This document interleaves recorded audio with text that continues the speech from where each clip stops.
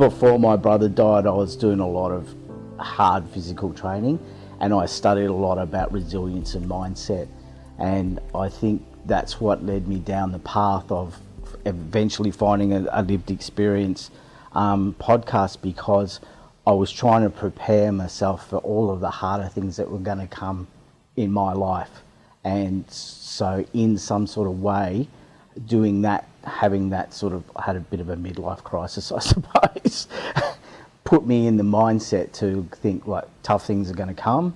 Now I need to start preparing myself, and it was like a 2-year journey that I went through. So I guess your mental well-being is based on yourself. You have the complete control of what, obviously if you don't have a mental health issue, you've got complete control of what goes over in your mind. And there's ways that you can strengthen your mind and prepare yourself for the things that are coming. Some of the insights, I guess, in regards to being a carer is to make sure you also care for yourself. And sometimes as a carer, we really don't do that. We put everyone before ourselves.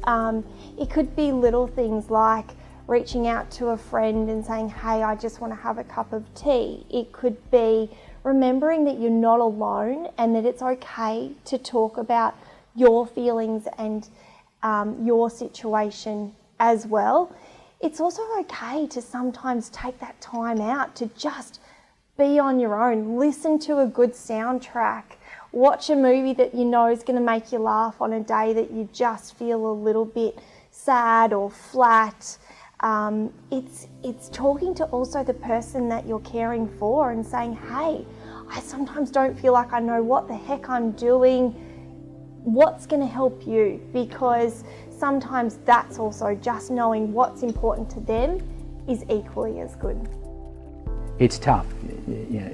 Obviously, you're caring for someone because you care for them.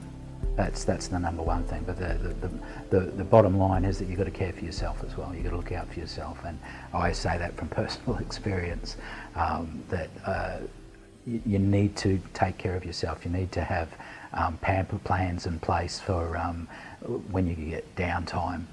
So it's about that. But for me, in construction terms, it's building the scaffolding around the carer. So it's understanding that if you're going to be speaking, sharing your story, make sure that you get a massage or something that brings you joy after that, and someone that you can debrief with, someone that you can just take you back to a place of safety. And so for people that are caring for people with suicidality day in, day out, it's important that they have that downtime to not only care for themselves, but if they are struggling, then they're no help to that person that they're trying to care for. And so that's the important thing. In terms of my safety, like my own personal health, I still struggle to this day in terms of keeping my emotions and talking to people about my issues, especially if you're surrounded by other people who have some mental health issues in your family or in your friend circle. It can be challenging to monitor them, but I think it's always one of the most important things that you can do is find a coping mechanism, coping strategy. For me, it started with music. So music is like, whether I'm listening to music or playing music or something like that, that was always I can block everything else out. And it's not even about taking time to think about my things. I think a lot of people think it's just like, I need to go and have time to think. I disagree. I think I need time to not think. I need time to be blank.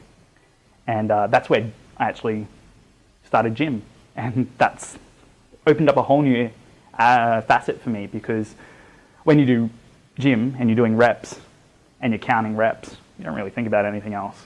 And after an hour-long gym session where you haven't thought about anything else except the next set and the next rep, that's just so good. And everyone's like, yeah, getting healthy. I'm like, getting mentally healthy.